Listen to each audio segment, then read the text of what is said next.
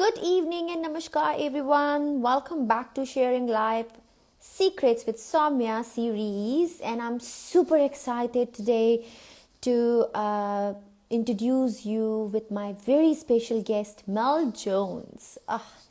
What a wonderful personality. She is superb. She is the most talented woman I have met. She's a wonderful person. So let me add her. Then we can start. I'm just waiting for her to connect with me. Hello! Hello, gorgeous woman. How are you? I'm good, and how are you doing, Mel? Nice and warm. I've got those little microwave bags that you put in the microwave to keep those heat packs. I've got one of those sitting on my lap, so I'm keeping nice and warm. It's what you I must know. do when you don't have a fireplace. Even with me, I don't have a fireplace. No, you must get a fireplace. You're a doctor. Every doctor has a fireplace. No, but we have like air conditioner, we have heater, so that's fine until and unless we are warm. But did you see the Cape Town weather? It's like, whoa, is it spring or is it winter or is it cold front? Like, what's going on? Nobody. But that's what happens with Cape Town. Today we give you some sun, and then we'll take the sun away and we'll give you snow. So yes. But you know what? Still, that's what I love about Cape Town. 4 seasons in one day. Literally, you can just cherish and enjoy anything. Anything. And the people like you. People you like talking you. to me. No, but I'm so happy to be talking to you. But I would like to thank you for giving your precious time to me. I know you're super busy. You have your shows. You're such a popular personality. I'm sure people need to wait to meet you, and you're giving time to me. So, like, I feel more honored. The So, fabulous people always get my time, darling. oh, thank you, thank you, thank you. So, are you ready with sharing life secrets with Saumya? It's something fun. I'm going to ask some realistic questions to you, and then you have to be my guest on the show today. My life is an open book. I don't have secrets. Everyone knows everything. Well, they will after this interview. Okay, so let me start. First question with you. Why you do what you do, define life in your way. Life is meant to be just as much fun as you can make it, and whatever isn't fun, it's a learning experience. So what I've discovered over the years is that if you can't laugh at yourself, other people will laugh at you, and then you're going to get upset. So I started laughing at myself from a very early age because I was one of the shortest girls in class. I was bullied quite a bit. So I became the funny one. And then I was, you know what? Whatever you're saying about me, I've already said it. So I've taken away their power. So there's great joy and great laughter in that. And I've kind of, without even knowing it, lived my life that way for so long. And then obviously when I became older, that's what I realized had happened because I didn't know. I mean, when you're 10 years old, you don't know that you're taking away people's power by mocking yourself first. So I'm very self-deprecating, but I do it in the most affectionate way to myself. I do it with a lot of self-love and self-kindness. So that way, when other people say it, you know what, it's the sting isn't there. There's no hurt, there's no crying, there's no tears. Well, there are still some tears. I mean, everyone has tears every once in a while. It's how we grow. So yes, I live my life with as much fun and as much joy and as much positive energy as possible. I try and spread that wherever I go. And those people who can't laugh at themselves, I will help them see funny things to laugh at. But you know what? I must say one thing. I mean, there are so many different careers in the life. You chose one of the most amazing career because you make people laugh, and I think you agree with me that out of 100 people, maybe 97 people are upset or they are in their own life and they don't even know how to laugh. And I know your career is a biggest task. It's not easy. It's not easy what you're doing it. So share me some of your success tips. Like, you came on SABC Expresso shows. You have done so many radio shows. You came on the magazines. You are a public figure, influencer, celebrity of Cape Town. How did your successful life story started?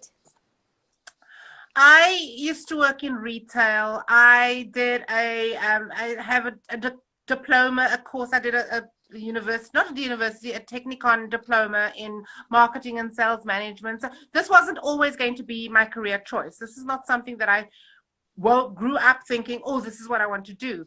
In fact, comedy was never really an option for girls. Girls growing up, Yeah. especially in this country, it's still a very recent thing. So it's not something that I thought about, oh, this is what I was going to do. I worked in so many different areas before I got to this.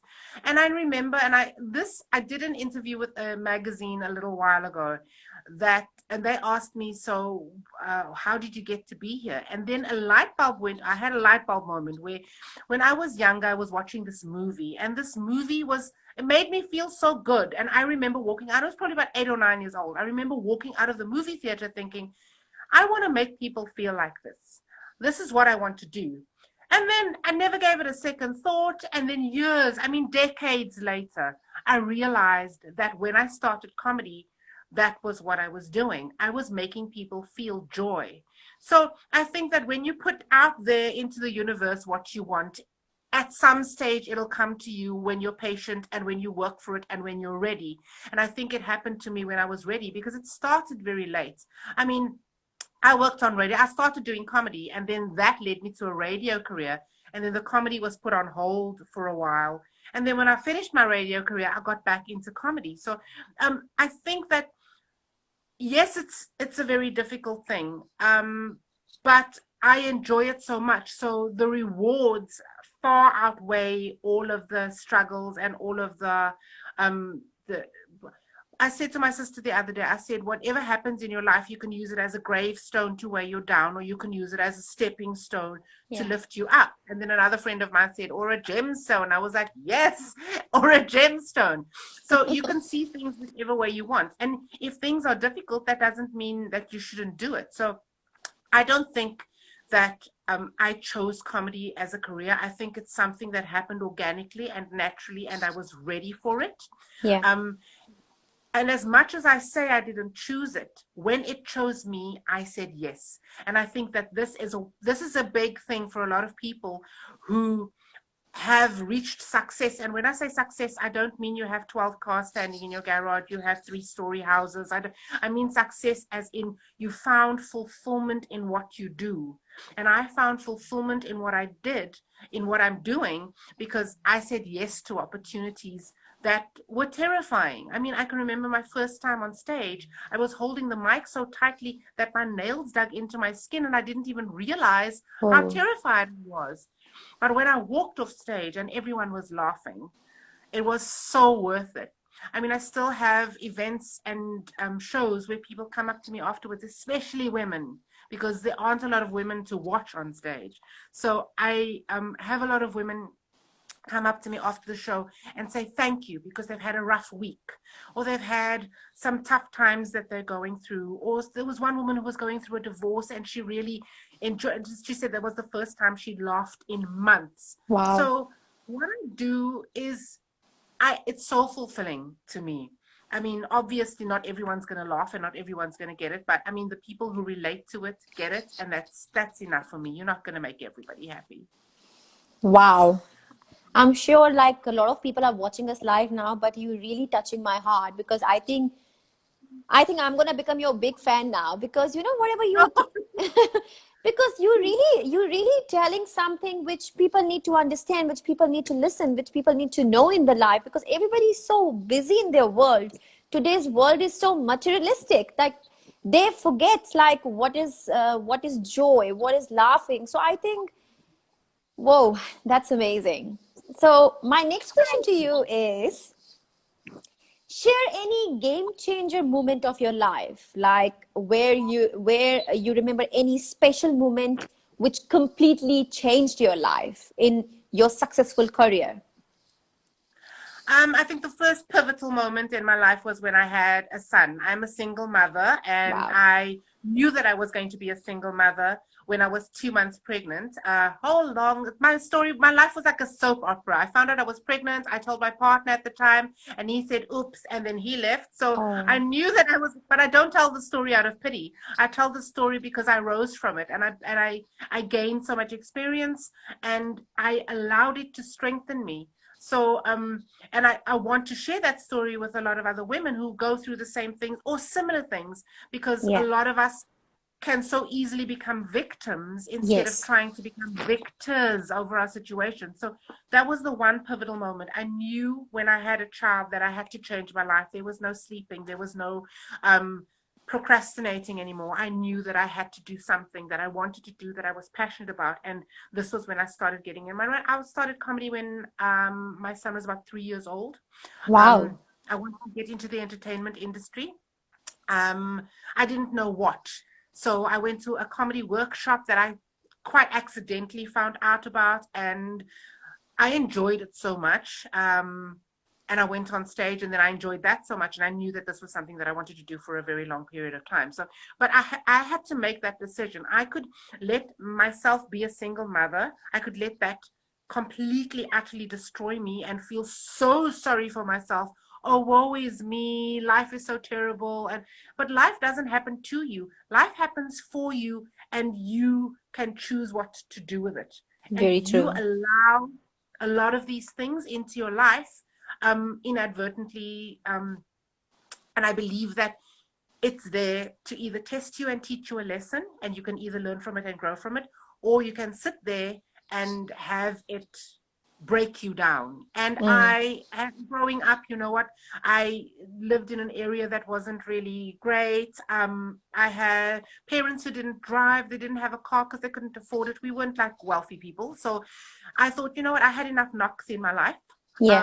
I'm going to try and use this as an experience that's going to make me better. So that was the first pivotal moment. When I had my son, I thought, you know what, you can teach your children and tell your children the best way forward and what they should do with their lives, and Yeah. tell them about having passion, or you can show them. And that was when I Mm. decided I wanted to show him. I wanted to show my son that I want to do something that I'm passionate about, so that he could choose to, or not, because you know how kids are, follow my example.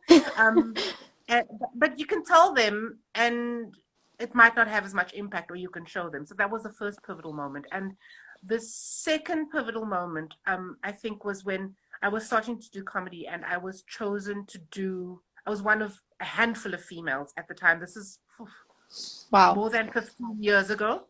Whoa. More than, like, just a little handful of, and I was doing comedy for about 6 weeks when I was chosen to do a tour of comedy around South Africa Wow. with John Smith and Riyad Musa, and like big names, people that Yeah. I looked at when I started doing comedy and went, those guys are amazing. And here I was on tour with them. And then I realized, and I think that this is a big one, because I realized that I was worthy. Mm. And that to me was such a big struggle.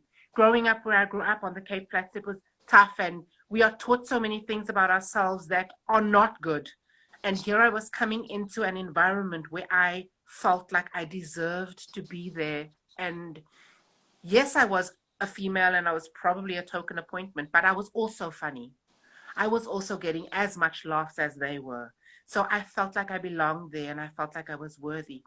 And that started to make me think about how many other opportunities I didn't allow myself to have, because I felt like I didn't deserve them. And I think there are a lot of women who don't go for their dreams because they don't feel like they don't feel like they deserve it. They don't feel like they are worthy. And that to me was a huge pivotal moment, because it wasn't something I was doing for someone else.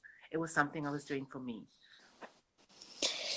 You know, I mean, you are in this industry, and you know how many challenges. See, people see you on the TV shows, people see you live, people only see your performance, but they never know that what challenges you're facing and how you're dealing with it. And especially, you know, this industry, like rarely there nowadays in upcoming generation, yes, a lot of female are getting successful, but let's get real, it's not easy. It's really not easy.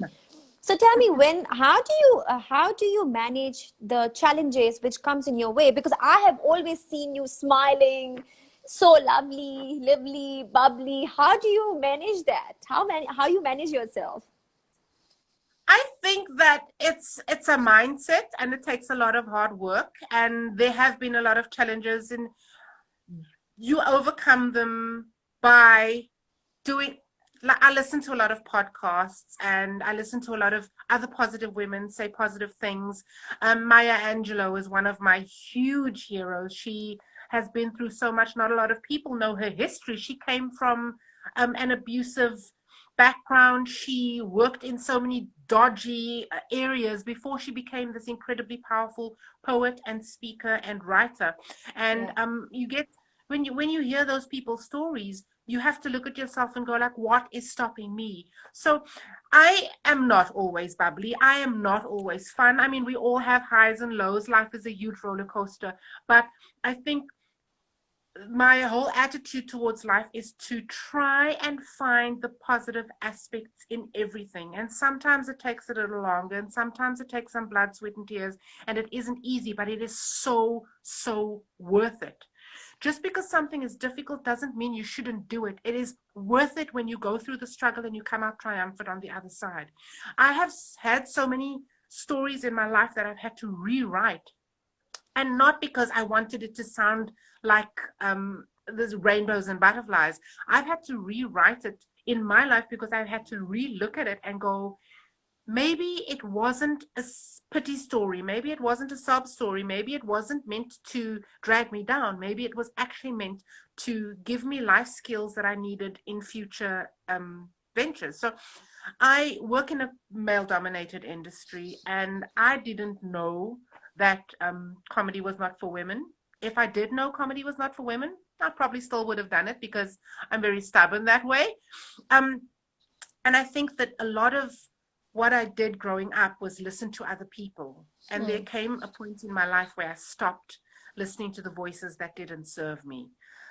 There are people who will have your back 100%.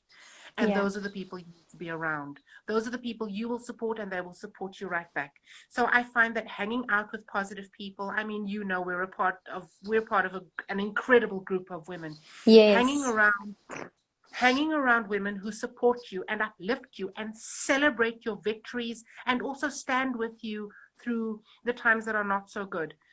That helps immensely. I have an incredibly supportive family. I have a son who is funny, and I look at him and I see so much of me in him, and I'm very proud of that. So there are a lot of little things that I do that help me keep a smile on my face when things aren't going well, because things aren't going to go well all the time. We can't expect that. That's unrealistic.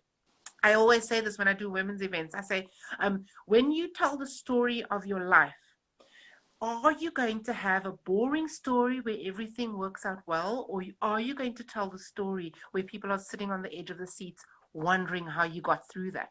Because that's exactly what Exactly. life is. Life has those ups and downs, and it's going to take you through treacherous terrain, and you're going to come out on the other side, and you're going to be able to tell that story, and people are going to either be able to learn from it, or they're going to be very entertained.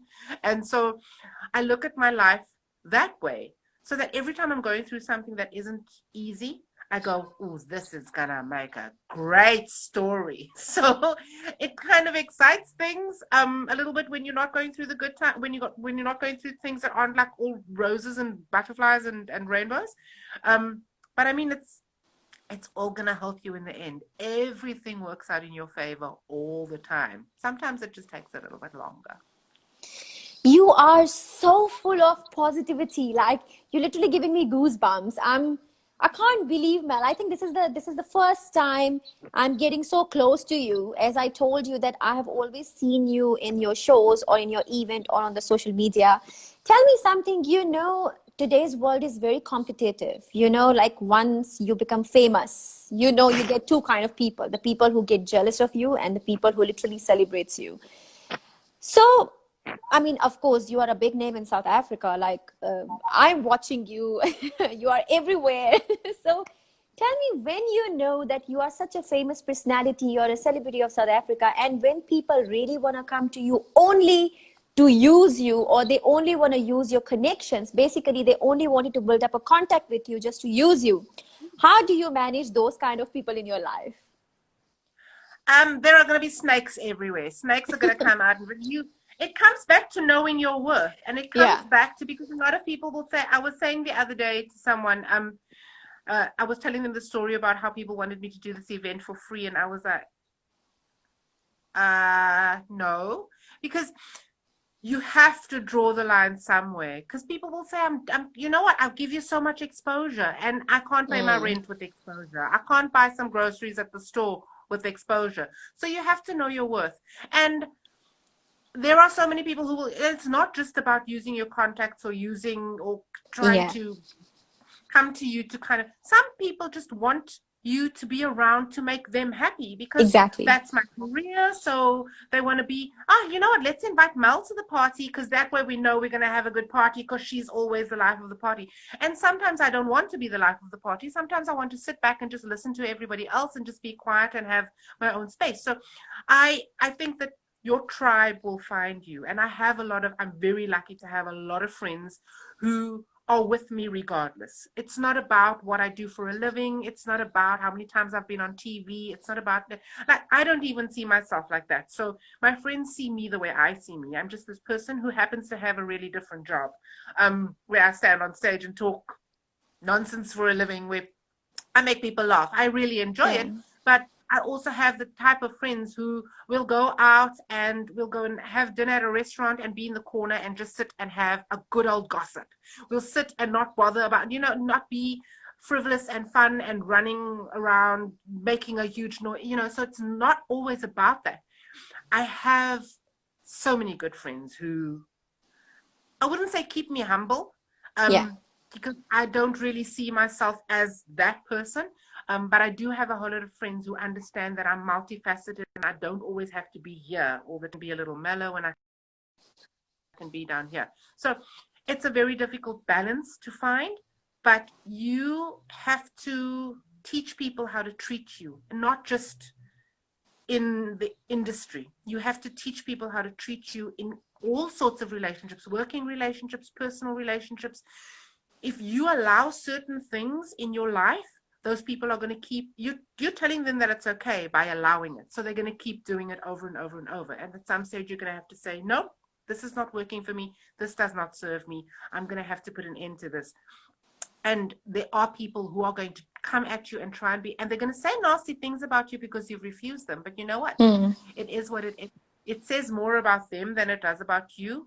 Know your worth, stick to your worth, and teach people how to treat you. It's as simple as that. So tell me how you see the life. Who's your biggest competition for you? How you feel? I think that because we have so few females in the industry, Yeah, I really can't afford to be competitive with them. We have to. We are a very close-knit group of women who try and celebrate each other as much as possible. Um, and there's enough to go around. There's not a limited amount of anything. There's enough to go around, and you have to, if the opportunities don't come to you, you have to create your own opportunities. And so we don't have a lot of women doing this. So yeah. for us to behave like men and start being competitive and drag each other down in a way that, because you know what, men behave differently to women in the Yeah. sense that it's not a good thing or it's not a bad thing. Men just see competition as something that's positive and Mm. something that's helpful. And I don't think that women necessarily see it the same way. Mm. Women see it as trying to backstab each other and Yeah. not have each other's best interests at heart. And I think that a lot of women are nurturers. So we tend to do that amongst each other in the industry. I mean, there are some obviously who try and get ahead. Um, but you know what? They let them off on their own steam. They need to find their own way, and that's okay because we can't control the actions of others. So I don't think that there's necessarily competition per se. I think that because there aren't that many of us, we kind of have each other's backs in a big way, because there are already all of these men who are trying to get ahead, and we Yeah. can't compete with each other and with them. I mean, it makes no sense for us. So we kind of have to band together and overcome. we fight we fight against so many other external factors already. We don't Yeah. need to be fighting amongst ourselves. So yeah, I don't. But I think my but biggest competition would probably be myself, because I set very high standards for myself. So I try and maintain, like, every single gig I go to, whether it be some weird little bar in the middle of nowhere. Well, back when we could go to these little clubs, yeah. but I treat it all the same, because people come there to have a laugh. So every single person, I try and give them the best I possibly can, regardless of whether they're paying 20 Rand for a gig or whether they're paying whatever corporate rates that they want me to come and MC or do comedy at a gig for. Wow. But I just want to ask one real question, like what I feel. I see that in today's world, there is, specifically, I'm talking about the women. I mean, we are women, but there is two kind of women in this world. One only who talk about women empowerment, and one who don't talk much, but their action speaks louder than the words. And the first kind of a woman who are only talking about women empowerment out of like a desperation to get the fame and being famous, getting a publicity stunt, all those things. They're competing so badly that, for example, today they are with someone, tomorrow they are with someone else, but then they mix together and bitch about somebody else who they're already doing a business. So, and there is a people who are genuine. Like I love Mrs. Hirsch. I'm very thankful to her that because of her we are connected. So I feel Yeah, very blessed. So I really love she's her. And wonderful. yeah, and that's why I think I'm connected with you. And I think from where my friendship has been started with you, and today I'm getting more and more closer to you. So that's a question I would like to ask you, like the people who speak and the people who do the actions, like in this kind of things, what are your views? Like what is your message to a woman, as being a woman, to another woman? I think that whatever I say is not going to matter, because people are the way they are, and nothing anybody says is going to change them. So whatever they want to do, they need to do. They need to Yeah, get over themselves, though, because that can only last for so long. Your reputation speaks much louder than your words, and a lot yeah, of people are going to do certain things and behave differently, and then they're going to be found out. And also, a lot of women in particular have yeah. opinions of other women, and they'll talk behind their backs. It's none of my business what people are saying about me. I have no control over what people are saying about me. And people who are conniving that way, um, like I said, the lifespan of that action is not going to last very long, because Yeah. eventually people are going to find out their true colors. And I am a huge fan of authenticity. For some reason, I only connect with authentic people. And the people who aren't authentic, their relationships with me don't last very long, because I don't do that to other people, so I don't tolerate it done to me, or Hmm. to someone that I know very well, or that I'm close with, or that even that I respect, that I don't really know. I don't and I think that if we can stop allowing that, if we can stop giving it so much air to breathe, Yeah. because people can't talk about other people behind their back unless there's an ear to listen. So Exactly. the minute we go, you know what, I'm not interested in what you've got to say, that ends it. That cuts it off right there. So it's not just about the people who are doing the talking, it's also about the people who are doing the listening, and maybe carrying, did you hear about the carrying it Yeah. over? It's not worth it, guys. We Mm. don't have to do that kind of thing. We've discovered that women are stronger when we are together. So let's Exactly. not break us apart. We have enough going on in the world for people who are trying to break us apart. If we can just stay strong together, we can conquer the world. I've been talking so much, especially with COVID-19. We've been talking about the countries that are the most successful in dealing with the virus. They Yeah. all have female leaders, Yeah. because female leaders lead differently.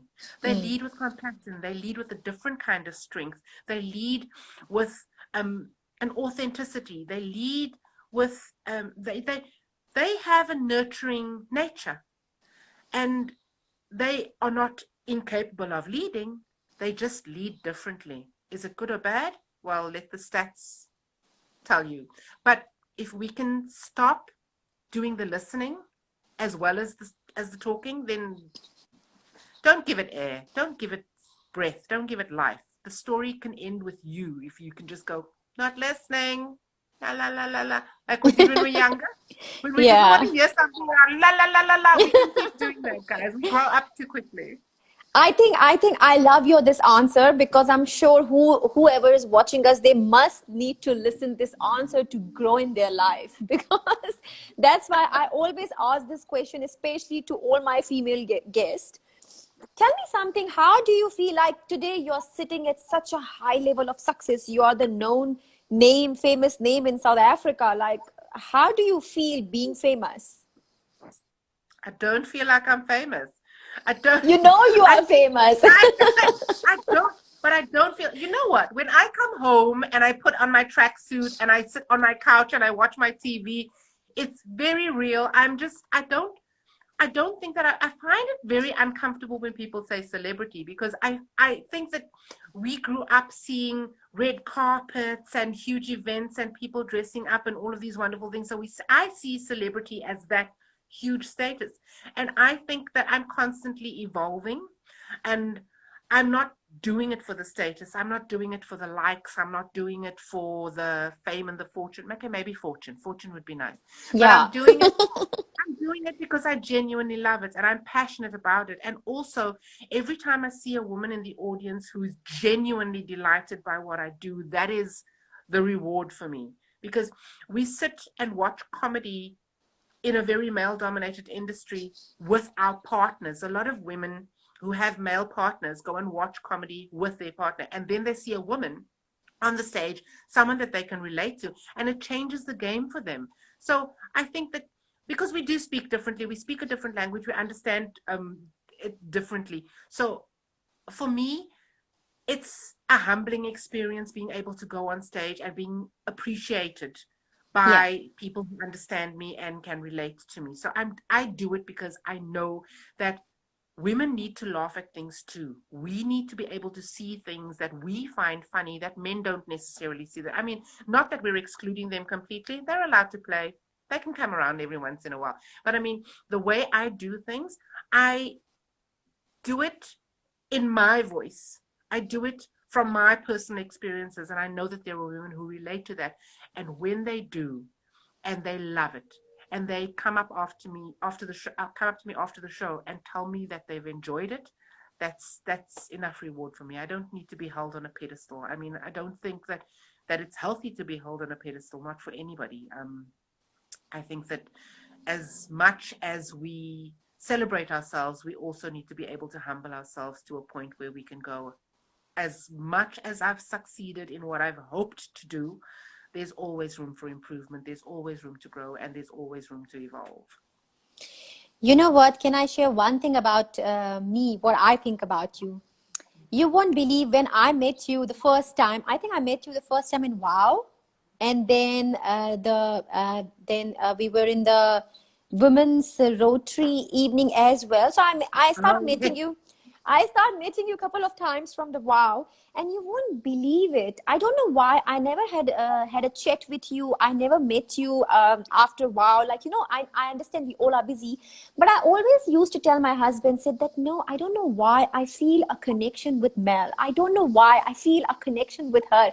I mean, whatever you do, somehow you inspired me. You touched my heart so much, because to be honest, sometimes few people come in your life and quickly you feel a connections. Like, you have a friends who are in your life for 10 years, you don't feel that connection, but somebody just walk in your life and you feel a connection.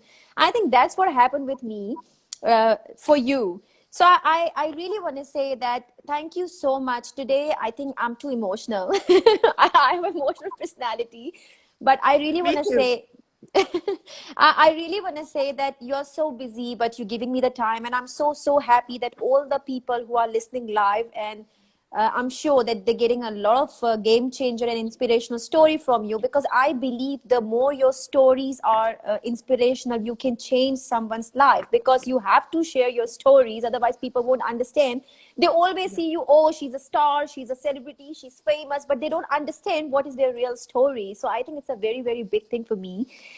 Before we end up this series, my last question to you is, if you would like to change any one thing in this world, what it would be and why? I would like to abolish all boys' clubs. I don't know. I think that it's yes, we strive for equality, especially this month during Women's Month. Yes, we strive for equality, and a lot of people are trying to see us as equals, and we are trying to work so hard, and we have to work doubly hard to be seen as equals. So I would like to have more women see their own worth, so that they don't feel like they need to fit into a mold created by a male dominated Yeah. society. I want all the boys' clubs to fall by the wayside. I don't want even the little secret ones where they kind of have, like the golfing weekends and Yeah. all of those wonderful things, because it does perpetuate a separateness. It does perpetuate. And I mean, if you look at some cultures, some men, just by being born, are elevated to a higher status than women. Yeah. Um, Yeah. I mean, just my brother was the firstborn son, and he was already glorified. And then, of course, my sister and I came afterwards. And you have a lot of cultures that kind of see women in this light and men elevated above them. And yes, we all have our roles in society, and whatever yours is, I accept it, acknowledge it, and appreciate it. But one of us is not better than the other. What we contribute to the world is equally of value. So that's what I mean by trying to abolish all the boys' clubs. That glass ceiling, Wow. it's got to go. It's not serving anybody. I hope your wish can come true soon. Oh, please, for all of us. Tell me something where we, all of us, and your old fans and who are watching us currently live, where we can find out of about your upcoming shows or events. How can someone join you? How can we find out about what's coming next in your shows or in I your am. events? I'm actually doing a show on the 19th of September with Jenny Morris. We're doing an online show. Yeah, so you can get your tickets at Cricket. But otherwise, follow me on Instagram, Mel Jones Comic. On Twitter, also Mel Jones Comic, and Mel Jones on Facebook. I post all of my events on my social media. And what's you planning for 2021? Something special? 2021, I just want to be able to get out of the house. Let's be honest. We're not making huge plans for 2021. I Whatever think plans we had for 2020, we'll just do that next year. I think otherwise you have to do your old shows and everything via virtual, so people can join Yeah, you. we're all just here. Just log in somewhere. Someone's on the internet.